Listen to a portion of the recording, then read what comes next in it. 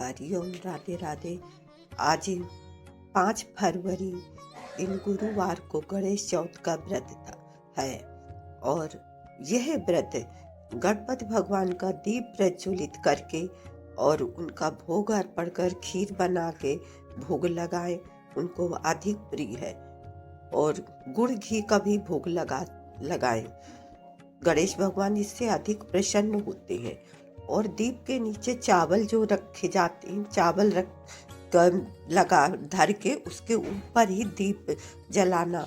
और वो चावल कोई अच्छे काम के लिए जा रहा हो, कोई भी कोर्ट कचहरी का कहीं का भी हो, जॉब करने भी, एग्जाम देने, किसी भी शुभ कार्य के लिए जाते हो, तो वो चावल अपनी पॉकेट में रख लो 4-5 दाने। इससे आपको बहुत ही अच्छा लाभ होगा।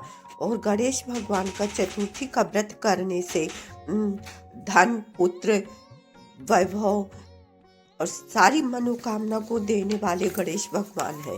रिद्धि सिद्धि उनकी पत्नी है, इस वजह से सब कुछ तुम्हें प्रदान करते हैं। गणेश भगवान का चतुर्थी का व्रत अवश्य ही करना चाहिए सभी को। और रात में चंद्र का दर्शन करो, चंद्र नारायण की पूजा करो, तो उससे और भी सौभाग्य की वृद्धि होती है, जो चंद्र नारायण का पूजन करती हैं महिलाएं। अब मैं आपको कथा बताती हूँ कि फाल्गुन मास गणेश चतुर्थी का व्रत जो है, पार्वती जी बोली अपने गणेश भगवान से, हे पुत्र, फाल्गुन मास में किस गणेश का पूजन तथा क्या भोजन करना चाहिए। श्री गजानन बोले, जगत जननी, इस मास में हेरंब नाम से गणेश की पूजा, हेरंब नाम के गणेश भगवान की पूजा होती है। फाल्गुन मास में श्री गणेश की पूजा तथा खीर और कनेर के फूलों का हवन करना चाहिए। बांस की समिधाओं से करना चाहिए। सतयुग में एक धर्मात्मा ईवानाश्व नाम का राजा था। उसके राज्य में वेद पाठी धर्मात्मा विष्णु शर्मा ब्राह्मण रहता था। उसके 7 पुत्र थे और सभी अलग अलग रहने लगे। विष्णु शर्मा क्रम से सातों के यहाँ भोजन करता हुआ वृद्धावस्था को प्राप्त हुआ। वो 7 बच्चों के यहाँ बराबर क्रम से रहता था और इस तरह होते होते उसका वृद्धावस्था आ गई।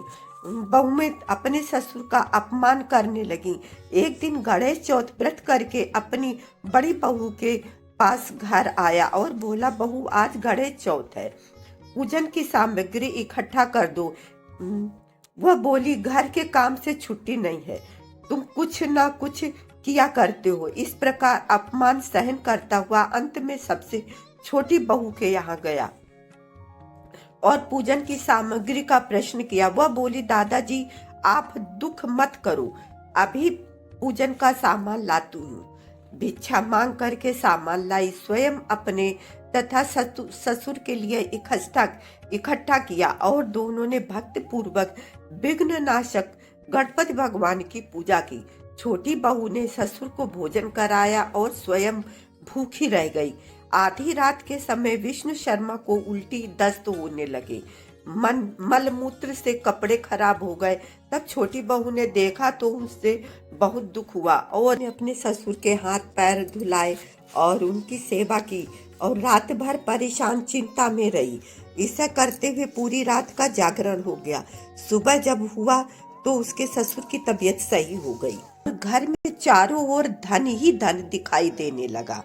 जब और बहुओं ने छोटी बहू का धन देखा, उन्हें बड़ा ही दुख हुआ। फिर सभी ने श्री गणेश जी का व्रत करके धन प्राप्त किया। श्री कृष्ण बोले, हे राजन, तुम सभी इस व्रत को करो, तुम्हारे सभी दुख नष्ट हो जाएंगे और राज्य की प्राप्ति होगी। युधिष्ठिर ने गणेश का व्रत करके अपना राज्य प्राप्त किया और इस लोक में सुख भोग कर स्वर्ग को प्राप्त हुए। बोलो गणेश भगवान की जय। इस प्रकार से आप लोग भी करेंगे तो आपकी भी मनोकामना पूर्ण। गणेश भगवान की कृपा से सबके घर में भंडार भरेंगे।